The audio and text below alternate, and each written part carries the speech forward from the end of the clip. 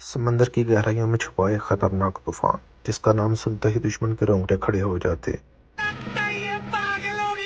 جی ہاں دوستو، آج ہم بات کریں گے پاکستان کی پہلی آبدوز پی این ایس غازی کی۔ وہ آبدوز جو پاکستان کی پہلی تاریخ کی سب سے طاقتور اور خوفناک ہتھیار ثابت ہوئی۔ یہ آبدوز کون سی تھی، کہاں سے آئی، مجھے چکر آنے لگا۔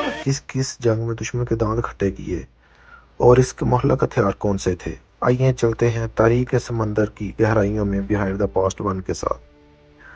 پاکستان جب آزاد ہوا تو ہمارے پاس آبدوز کا خواب بھی نہیں تھا، لیکن 1964 میں یہ خواب حقیقت بن گیا جب امریکہ نے یو ایس ایس ڈیبلو پاکستان کو ملی۔ پاکستان نیوی نے اس کا نام رکھا پی این ایس غازی۔ یاد رکھیں، یہ وہ وقت تھا جب بھارت جیسے بڑے ملک کے پاس بھی کوئی آبدوز نہیں تھی، لیکن پاکستان نے کمال کر دکھایا۔ اب آتے ہیں غازی کی اصل کہانی پر۔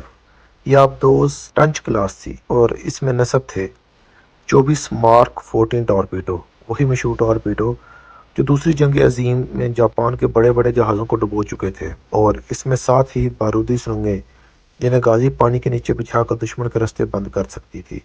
یعنی یہ آبدوز ایک چلتی پھرتی موت تھی، سمندر کے اندر دشمن کو شکار کرنے والی آہنی درندہ۔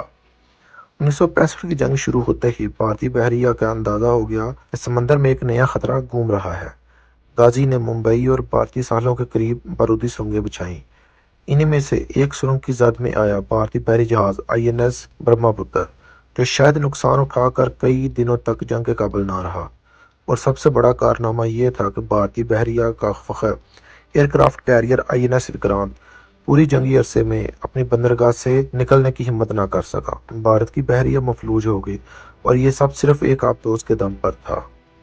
1971 میں پاکستان نے غازی کو ایک خفیہ مشن پر بھیجا۔ مقصد بھارتی نیوی کا سب سے بڑا جہاز آئی این ایس وکرانت کو ڈھونڈنا اور تباہ کرنا۔ غازی خلیج بنگال جا پہنچی، وہاں اس نے مائنز بچھا دی۔ بھارتی فریگیٹ آئی این ایس راجپوت بھی اس علاقے میں موجود تھا۔ اب بھارت کا دعویٰ ہے کہ اس نے ڈیپتھ چارجز پھینک کر غازی کو تباہ کیا، جبکہ پاکستانی موقف ہے کہ غازی اپنے ہی بچھائے گئے بارودی سرنگ سے ٹکرا گئی۔ جو بھی حقیقت ہو، ایک بات طے ہے کہ غازی کی موجودگی نے بھارتی بحریہ کو ہلا کر رکھ دیا، حتیٰ کہ وکرانت کو خفیہ طور پر دوسری بندرگاہ منتقل کر دیا گیا۔ 3 دسمبر 1971 کی رات غازی سمندر کی گہرائیوں میں ہمیشہ کے لیے سو گئی، لیکن اس کی شہادت نے یہ ثابت کر دیا کہ پاکستان ایک چھوٹے سے ملک ہوتے ہوئے بھی بڑے دشمن کے خلاف ڈٹ سکتا ہے۔ غازی صرف ایک آبدوز نہیں تھی، یہ دشمن کے دلوں میں اتر جانے والا خوف تھا۔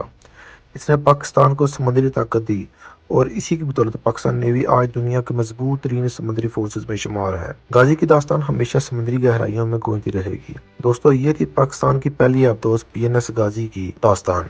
اگر آپ کو یہ کہانی پسند آئی تو ویڈیو کو لائک کریں، چینل کو سبسکرائب کرنا نہ بھولیے گا، اور کمنٹ میں بتائیے گا کہ آپ اگلی بار کس ہتھیار یا کس جنگ کی کہانی سننا چاہتے ہیں۔ یہ تھا بیہائنڈ دا پاسٹ ون، اور ہم لاتے ہیں آپ کے لیے تاریخ کے وہ راز جو آج بھی پردے میں چھپے ہیں۔ تو ملتے ہیں نیکسٹ ویڈیو میں، تب تک کے لیے اجازت دیجیے۔ اللہ حافظ۔